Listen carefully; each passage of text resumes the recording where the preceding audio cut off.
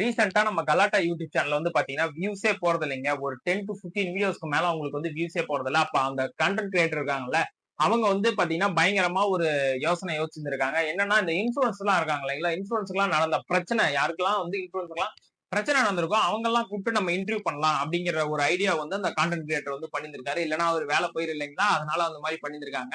யோசிச்சு நிறைய பேரை வந்து கூட்டு வந்திருக்காங்க. அதுல வந்து இந்த பாத்தீங்கன்னா இந்த மணி அப்படின்னு சொல்லிட்டு இருப்பாரு, அவர் பத்தியில அந்த சக்தி மணி அவங்க எல்லாத்தையும் கூட்டு வந்து பேசிட்டு இருக்காங்க. ஒவ்வொருத்தரை பத்தி நம்ம அடுத்தடுத்த வீடியோல பார்க்கலாம். ஃபர்ஸ்ட் வந்து பாத்தீங்கன்னா நம்ம டிடிஎஃப் வாசன் அவரை பத்தி பாத்துருவோம். டிடிஎஃப் வாசன் வந்து இப்ப ரீசெண்டா இன்னைக்கு வீடியோல பாத்தீங்கன்னா டிடிஎஃப் வாசனை பத்தி போட்டு வந்திருப்பாங்க. ஒரு சில உண்மைகள்லாம் வந்து ரிவீல் பண்ணியிருந்திருப்பாரு.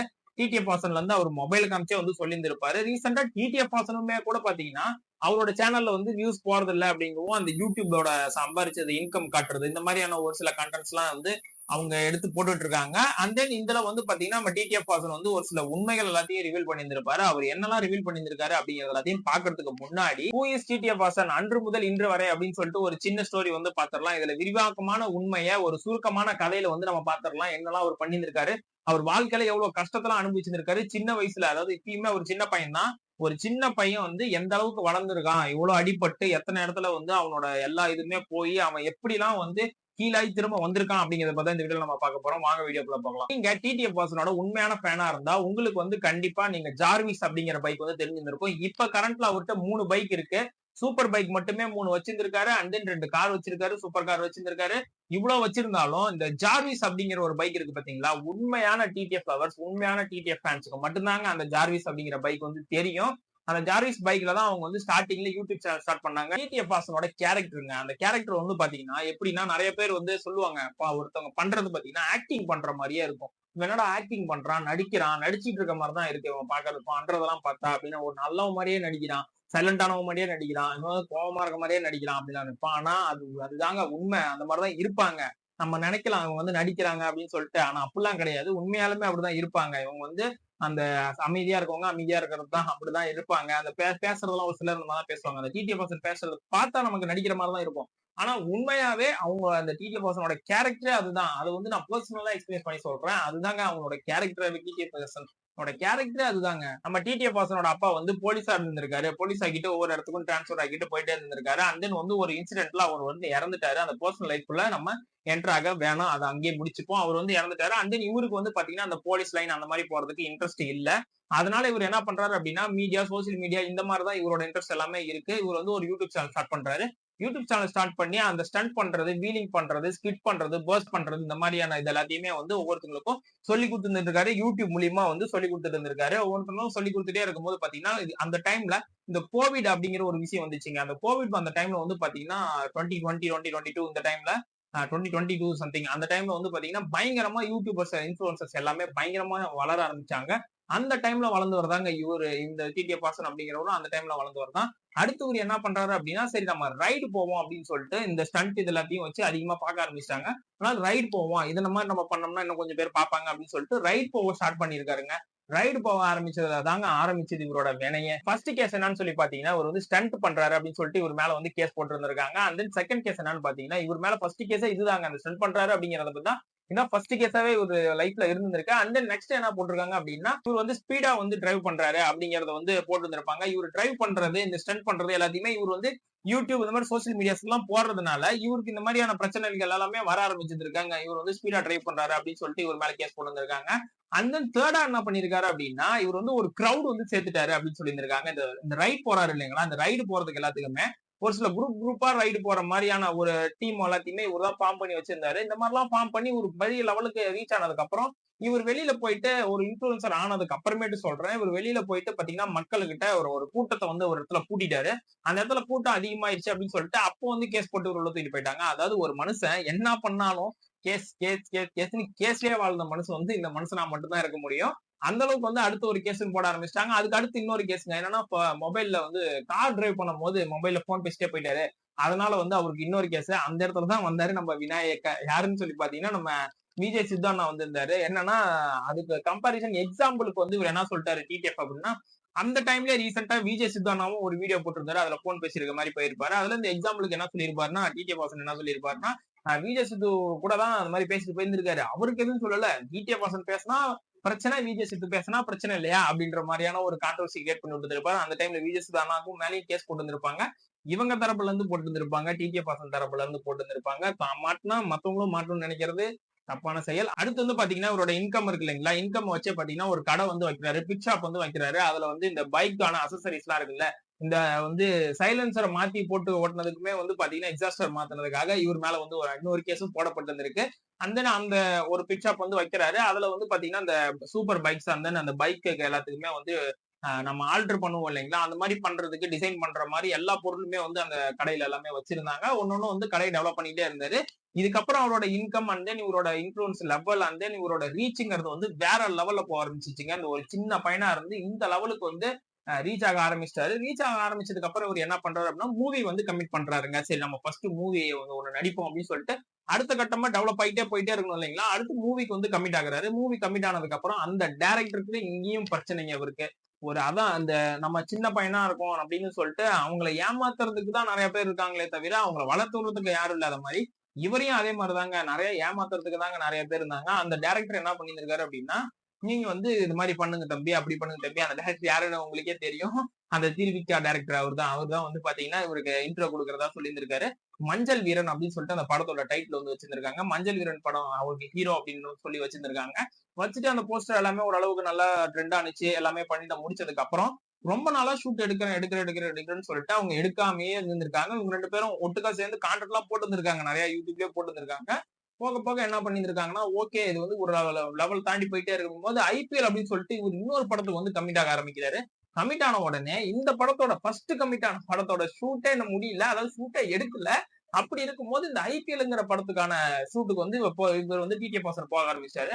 அப்ப இந்த டைரக்டர் என்ன பண்றாரு, நீ எப்படி அங்க ஷூட்டுக்கு போலாம் அப்படின்னு கேள்வி எல்லாம் கேட்க ஆரம்பிச்சிருக்காரு. இது என்ன கதையா இருக்கு, நீங்க வந்து ஷூட் ஸ்டார்ட் பண்ணுங்க, நான் இங்க வந்து நடிக்கிறேன், அங்க நான் கமிட் பண்ணி கொடுத்துருக்கேன், உங்களுக்கு ஒரு ஒரு ஷெட்யூல் போடுறேன், அவங்களுக்கு ஒரு ஷெட்யூல் போடுறேன் அப்படின்னு சொல்லியிருக்காங்க. அந்த மாதிரிதான் நிறைய ஆக்டர்ஸ் எல்லாம் நடிப்பாங்க. ஆனா இந்த டைரக்டர் வந்து அதுக்கு ஒத்துக்காம என்ன பண்ணிருக்காரு அப்படின்னா, தான் ஹீரோவா நடிக்கணும் அப்படிங்கறத அந்த டைரக்டரோட மைண்ட் செட்ல இருந்திருக்கு போல. அவர் ஆல்ரெடி ஹீரோவா நடிச்சிருக்காரு. அவரை பத்தி நான் புதுசா சொல்ல தேவையில்ல, நிறைய எல்லாருமே பார்த்துருப்பீங்க. அதுக்கடுத்து என்ன பண்றாரு அப்படின்னா, டிடிஎஃப் வாசன் வந்து நீங்க இது பண்ணுங்க அப்படின்னு சொல்லி கேட்டு இருக்காங்க. டிடிஎஃப் வாசன் வந்து ப்ரொடியூசர் கிடைக்கல இந்த டைரக்டருக்கு அப்படின்னு சொல்லிட்டு டிடிஎஃப் வாசனோட ஓன் மணியை வந்து நிறைய அவருக்கு கொடுத்துருக்காங்க. இந்த மாதிரி கடனா கேட்டதெல்லாம் கொடுத்துருக்காராம். அவரோட செலவுக்கு எல்லாத்தையுமே இவர் தான் பார்த்து இருந்திருக்காரு. டைரக்டரோட செலவுக்கு இவர் ஹீரோ பார்த்துட்டு இருந்திருக்காரு. அதன் ப்ரொடியூசர் சைட்ல இருந்து எதனா அமௌண்ட் வரல அப்படின்னா அவங்கள்ட்ட இவர் வந்து எதனா அமௌண்ட் போட்டு வந்திருக்காரு. நிறைய போட்டு போட்டு போட்டு இந்த இந்த போட்டோ ஷூட் இதுக்கு எல்லாத்துக்குமே வந்து அமௌண்ட் டிடிஎஃப் வாசன் தான் கொடுத்துருக்காரு.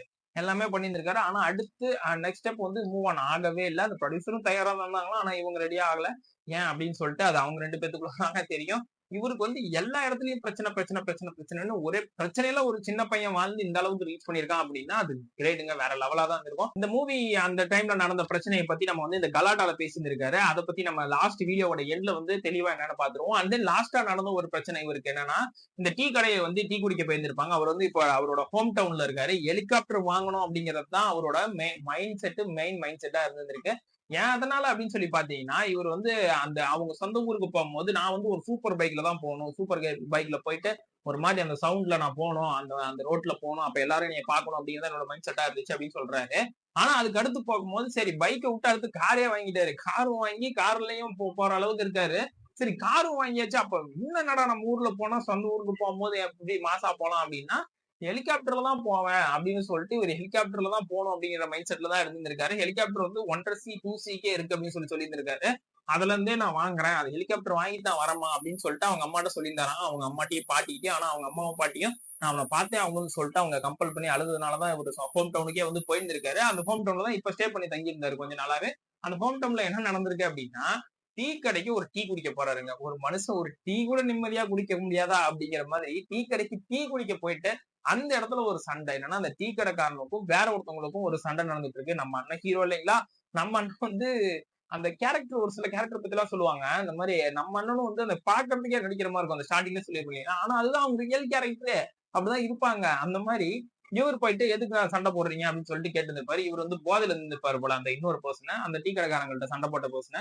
டீ கடைக்காரங்களுக்கும் உங்களுக்கும் வாக்குவாதத்துல நீங்க எதுக்கு சண்டை போடுறீங்க அப்படின்னு சொல்லிட்டு இவர் போய் கேட்டு இருந்திருக்காரு. டிடி போய் கேட்டதுக்கு அவங்க வந்துட்டு நீயே நான் பேசுறேன் அப்படி இப்படின்னு கேட்கும்போது அஜிஸ் இருக்காரு இல்லைங்களா, நம்மளோட சேர்க்கை வந்து டிடிஎஃப் வாசன் அண்ணா வந்து ஜென்ரலா அப்படி காமனா நீங்க பாத்தீங்கன்னா அவர் ரொம்ப நல்லவரா இருப்பாரு, ரொம்ப இதா இருப்பாரு. சைடுல நிறைய பேர் அப்படியே சேர்த்து வச்சு பாத்தீங்கன்னா தான் தெரியும்.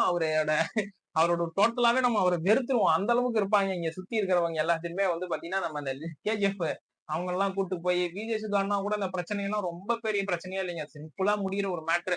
அத வந்து இந்த கேஜிஎஃப் கிட்டிய கொண்டு வந்து இந்த அஜீஸ் வந்து பேசி அவங்க 2 பேரும் வந்து ஒரு மாரி கொலாப் பண்ணி அவங்க டிடிஎஃப் வாசன் எதுவுமே பேசல. இவங்க 2 பேரும் போட்டு பயங்கரமா இது பண்ணி அந்த வந்து வேற லெவல்ல அந்த பிரச்சனையை மாத்தி விட்டாங்க. அதுக்கு காரணமே டிடிஎஃப் கூட இருக்கிறவங்க தான். அவர் நல்லவர் தான், கூட இருக்கவங்க சரியில்லை அப்படிங்கிற மாதிரி இவர் வந்து நல்லவர் தான், கூட இருக்கவங்க எல்லாம் இப்படிதான் இருப்பாங்க அப்படிங்கிற மாதிரி தான் இருக்கும். அஜீஸ் என்ன பண்ணிருக்காருன்னா அவங்கள்ட்ட வந்து நீங்க என்ன சொல்றேன் என் ஃப்ரெண்ட் அப்படின்னு சொல்லிட்டு இவரு ஃப்ரெண்ட் இல்ல வந்து டிடிஎஃப் வாசன் வந்து அஜித் ஃப்ரெண்டு அஜீஸுக்கு.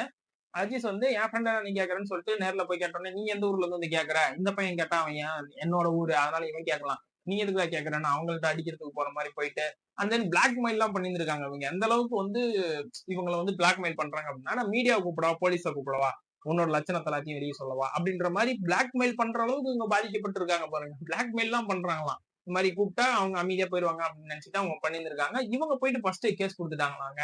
நம்ம டிடிஎஃப் வாசன் அண்ணா மேல வந்து கேஸ் கொடுத்துருக்காங்க. இவங்க சரி எதுக்கு கேஸ் கொடுத்துட்டு அப்படின்னு சொல்லி டிடிஎஃப் வாசன் கேஸ் கொடுக்காம விட்டுருக்காரு.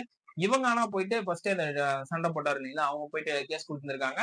கேஸ் கொடுத்துட்டு இது பேசியிருந்திருக்காங்க. அது எல்லாமே கொஞ்சம் லீக்லா மூவ் பண்ணிட்டு இருக்காங்க அப்படின்னு சொல்லிட்டு டிடிஎஃப் வாசன் சொல்லியிருப்பாரு. அண்ட் தென் ஃபைனலா நம்ம வந்து அந்த கலாட்டால என்ன பேசியிருக்காரு அப்படின்னு சொல்லி பாத்தீங்கன்னா, கலாட்டால வந்து ரிவீல் பண்ணியிருந்திருக்காரு இல்லைங்களா, அவரோட அந்த அவன்கிட்ட வாடா போடான்னு பேசுறது. நீ ஆனா இன்னமுமே வந்து பாத்தீங்கன்னா இந்த டைரக்டர் படத்தோட திருவிக்கா படத்தோட டைரக்டர் இருக்கான் இல்லைங்களா, அவன் வந்து ஒரு கணக்குலயே தான் இருக்கானா, அவன் மெசேஜ் பண்ணிட்டே தான் இருக்கானா, அந்த மெசேஜ் எல்லாத்தையுமே ஓப்பனா காட்டியிருந்திருப்பாரு. இந்த மாதிரி பேசிட்டே தான் இருக்கான், எனக்கு மெசேஜ் பண்ணிட்டு தான் இருக்கான் அப்படின்னு வாடா போடான்னு எல்லாம் பேசியிருந்திருக்காரு. அவரை வந்து வாடா போடான்னு ஃபர்ஸ்ட் ஸ்டார்டிங்ல பேசுறதுக்கு எனக்கு ஒரு மாதிரி தான் இருந்துச்சு. என்னையானா பார்த்தா இன்னமும் வெளியில போயிட்டு அது இதுன்னு பேசிட்டு தான் இருக்கான். ஆனா என்கிட்டயும் போன் பண்ணி பேசிட்டு இருக்கான், மெசேஜ் பண்ணிட்டே இருக்கான் அப்படின்னு சொல்லி சொல்றாரு. அந்த வந்து இன்னும் பல்கா ஏதாச்சும் எதிர்பார்க்கிறாரு போல, இன்னும் நல்லா போட்டு பயங்கரமா செய்யலாம் அப்படின்னு சொல்லிட்டு நான் வாசனால இவ்வளவு ஒரு பிரச்சனையை தாண்டி இந்த சின்ன வயசுல இந்த பையன் இந்த அளவுக்கு வளர்ந்திருக்கான் அப்படின்னா அவனோட காரணம் அந்த விடாமுயற்சி அண்ட் தென் அவனோட செல்ஃப் கான்பிடன்ஸ்ல இருந்து எல்லாமே வந்து பாத்தீங்கன்னா வேற லெவல்ல இருக்கு. இந்த அளவுக்கு வந்து பாத்தீங்கன்னா ரீச் ஆனதுக்கான காரணம் எல்லாமே வந்து அவனோட உழைப்பு தான், அவனோட எஃபோர்ட் தாங்க. எந்த அளவுக்கு எஃபோர்ட் பண்ணி உழைச்சிருந்திருக்கான். ஆனா ஃபுல்லா பாத்தீங்கன்னா இந்த கேஸ் போடுறது அது பண்றது இது பண்றது அப்படிங்கிற மாதிரியான பிரச்சனை எவ்வளவு பிரச்சனையும் தாண்டி தான் அந்த அளவுக்கு பெரிய ஆளா வந்திருக்காங்க.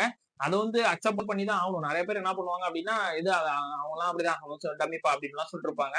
ஆனா ஒரு சின்ன பையனா இந்த அளவுக்கு நீ டம்மின்னு சொல்ற அளவுக்கு தெரிஞ்சிருக்கு அப்படின்னா அவங்க எவ்வளவு பெரிய அச்சீவ்மெண்ட் பண்ணியிருந்தாதான் உனக்கு தெரியும் இல்லையா. அந்த மாதிரி நிறைய ஒரு பிரச்சனை நடந்திருக்கு இந்த டூருக்கு. லாஸ்டா அந்த கேரளா போனப்ப கூட சொல்லணும்னா நிறைய சொல்லிட்டே போலாங்க. இந்த வீடியோவே பத்தாது, ஆக்சுவலா 1 hour கிட்ட போயிடும். அண்ட் தென் அந்த கேரளாவும் சம்திங் அங்க போயிருந்த பிரச்சனை கூட அந்த கத்தி எடுத்துலாம் குத்த வந்தது, அங்க ஒரு இஷ்யூ ஆனது. அதாவது நம்ம ஸ்டேட்ல இருந்தாதான் பிரச்சனை வருது, அதர் ஸ்டேட்டுக்கு போனா அதை விட பிரச்சனை வருது. கர்நாடகான்னு நினைக்கிறேன் சம்திங். அது வந்து அந்த மாதிரி பிரச்சனை எல்லாமே எங்க போனாலும் பிரச்சனை பிரச்சனை பிரச்சனை பிரச்சனை பிரச்சனையிலே மனுஷன் வாழ்ந்துட்டான். அண்ட் தென் வந்து இவங்க இந்த அளவுக்கு ஒரு மனுஷனால இருக்க முடியுமா அப்படின்னா நம்ம டிடிஎஃப் வாசனை பார்த்து நம்ம கத்துக்கலாங்க. எவ்வளவு பிரச்சனை தாண்டி எப்படி வந்து டிஃபெண்ட் பண்ணி இருக்கிறது அப்படிங்கறத வந்து நம்ம டிடிஎஃப் வாசனை பார்த்து தான் நம்ம கத்துக்கணும். இந்த அளவு உழைச்சி பெரிய ஆளா வந்து நம்ம டிடிஎஃப் வாசனை பத்தி நீங்க என்ன நினைக்கிறீங்க அப்படின்னு சொல்லிட்டு கமெண்ட்ஸ்ல கமெண்ட் பண்ணிட்டு போங்க. ஆனா இவரு வந்து பாத்தீங்கன்னா இந்த அளவுக்கு எஃபோர்ட் போட்டு வளர்ந்ததுக்கு நம்ம வந்து அவருக்கு ஒரு பாத்தீங்கன்னா ஒரு பயங்கரமான அக்செப்ட் பண்ணிருந்தோம். அவருக்கு வந்து பாத்தீங்கன்னா ஒரு ரெட் கலர் ஹார்ட்டை வந்து கீழே கமெண்ட்ஸ்ல கமெண்ட் பண்ணிட்டு போங்க. இந்த மணி சக்தி அவங்கள பத்திலாம் நம்ம வந்து நம்ம நெக்ஸ்ட் வீடியோஸ்ல அவங்களோட உண்மையான இது என்ன அப்படிங்கறத பாத்துருவோம்.